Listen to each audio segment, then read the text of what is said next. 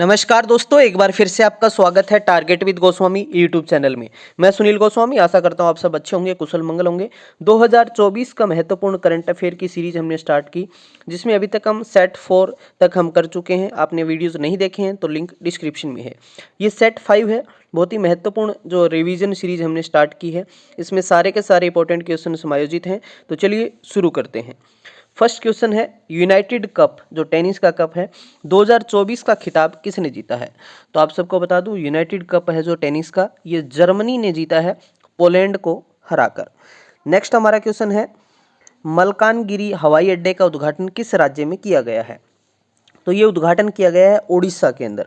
ओडिशा के वर्तमान में सीएम है नवीन पटनायक। और आप सबको बता दूं कि मलकानगिरी हवाई अड्डे के साथ अब वहां पर टोटल जो हवाई अड्डे संचालन में हैं वो टोटल 7 हवाई अड्डे हो चुके हैं। नेक्स्ट हम बात करते हैं, अंतर्देशीय जलमार्ग विकास परिषद की पहली बैठक कहाँ आयोजित की गई? तो जो पहली बैठक का आयोजन है ये किया गया कोलकाता में। मुख्य उद्देश्य है देश के जो अंतर्देशीय जलमार्ग हैं उनकी कैपेसिटी को बढ़ाना है। और इस जो अंतर्देशीय जलमार्ग की जो हम बात करें बैठक हुई है, इसका जो अध्यक्षता है ये केंद्रीय पथ परिवहन और जलमार्ग मंत्री सर्बानंद सोनोवाल ने की। नेक्स्ट हमारा क्वेश्चन है, फोर्ब्स की रिपोर्ट के अनुसार 2023 में दुनिया की सबसे अधिक कमाई करने वाली महिला एथलीटों की सूची में 16वें स्थान पर एकमात्र भारतीय खिलाड़ी कौन है? तो ये है पीवी सिंधु, जो बैडमिंटन खिलाड़ी हैं। नेक्स्ट है, कांगो लोकतांत्रिक गणराज्य के नए राष्ट्रपति कौन बने हैं? तो कांगो लोकतांत्रिक गणराज्य के नए राष्ट्रपति बने हैं फेलिक्स त्शेसिकेदी। कांगो की कैपिटल है किन्शासा और मुद्रा यहाँ पे जो यूज होती है वो कांगोलेस फ्रैंक यहाँ पे यूज करते हैं।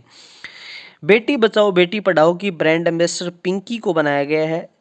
इनका संबंध किस राज्य से है? तो ये पिंकी जो गुड़िया है छोटी, ये उत्तर प्रदेश की है। और आप सबको ज्ञात होगा कि बेटी बचाओ बेटी पढ़ाओ की शुरुआत प्रधानमंत्री नरेंद्र मोदी ने हरियाणा के पानीपत से इसकी शुरुआत की थी 22 जनवरी 2015 को।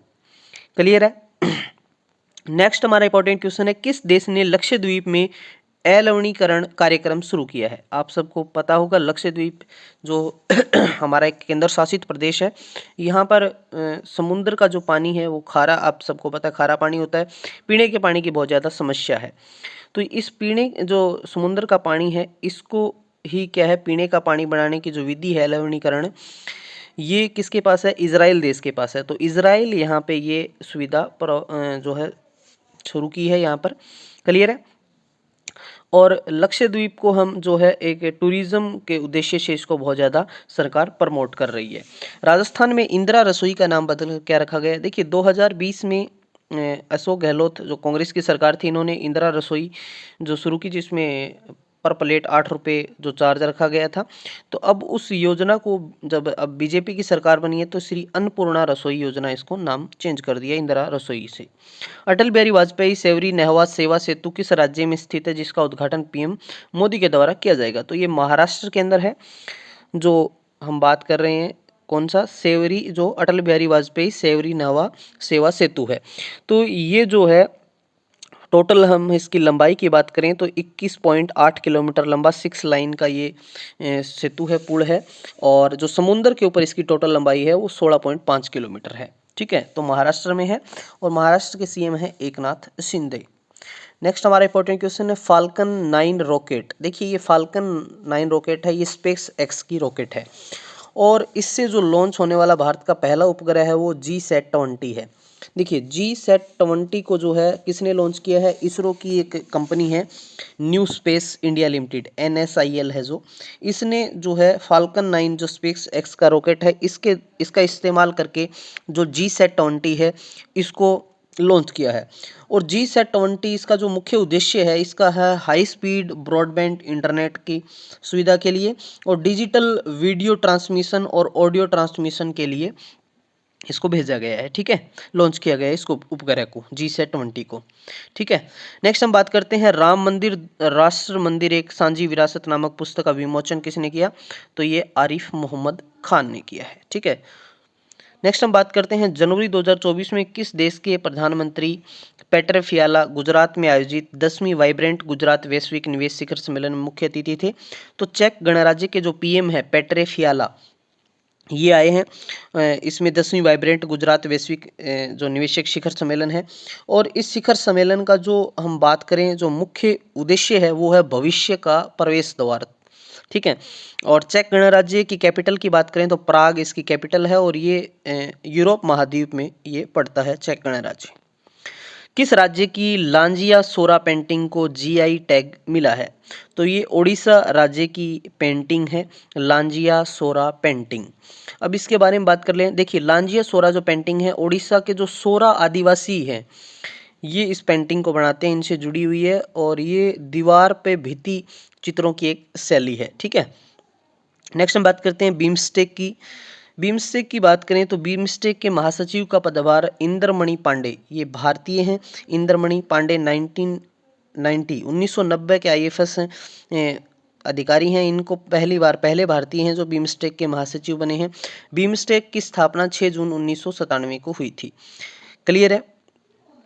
चलिए नेक्स्ट हम बात करते हैं अंतर्राष्ट्रीय पर्पल उत्सव 2024 का आयोजन किस राज्य में किया गया? तो ये गोवा राज्य में आयोजन किया गया है। याद रखना आपको 8 से 13 जनवरी, 8 से शुरू हुआ 13 जनवरी तक ये, और इसका जो उद्घाटन है ये गोवा के सीएम प्रमोद सावंत ने किया है। ठीक है। आगे है बात करते हैं कुवेम्पू राष्ट्रीय पुरस्कार 2023 से किस सम्मानित किया गया है? तो शीर्षेंदु मुखोपाध्याय जो लेखक हैं, शीर्षेंदु मुखोपाध्याय।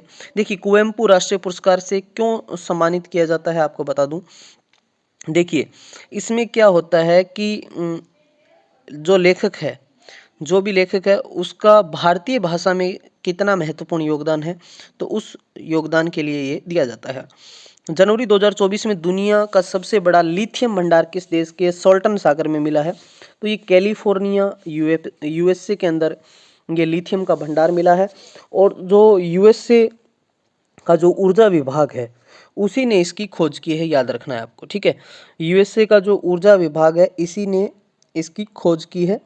और मैं आप सबको बता दूं कि जो सर्वाधिक लिथियम मिलता है वो चिली देश में मिलता है, और उसके बाद ऑस्ट्रेलिया, अर्जेंटीना में। लेकिन लिथियम का उत्पादन सबसे ज़्यादा ऑस्ट्रेलिया करता है, फिर चिली और फिर चाइना करता है। ठीक है। याद रखना है आपको। लिथियम है ये बैटरियों में यूज़ होता है, चाहे कार की बैटरी हो, फोन, हमारे मोबाइल फ़ोन्स में। ठीक है। बहुत सारी चीज़ों में जो है इसका हम यूज़ करते हैं लिथियम का। ठीक है। नेक्स्ट हम बात करते हैं जनवरी 2024 में चाड जो देश है उसके नए प्रधानमंत्री कौन बने हैं? तो सुक्सेस मसरा। देखिए, सुक्सेस मसरा है वो चाड के नए पीएम बने हैं। ये चाड है, ये एक अफ्रीका महाद्वीप में पड़ता है। राजधानी है इसकी एनजमेना।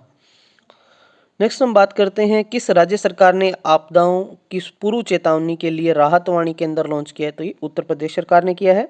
सीएम आप सबको ज्ञात हैं कि योगी आदित्यनाथ हैं। आइंस्टाइन प्रोब एक सैटेलाइट है जो किस देश ने लॉन्च की है? चाइना ने।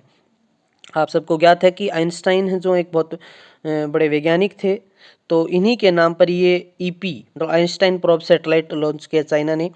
इस सैटेलाइट का जो मुख्य उद्देश्य है वो है ब्रह्मांड के रहस्यमय घटनाओं का निरीक्षण करना। इसके साथ साथ गुरुत्वाकर्षण तरंग जो आने वाली जो एक्सरेज हैं उनके बारे में जो है जानकारी या फिर संकेतों की खोज करना है।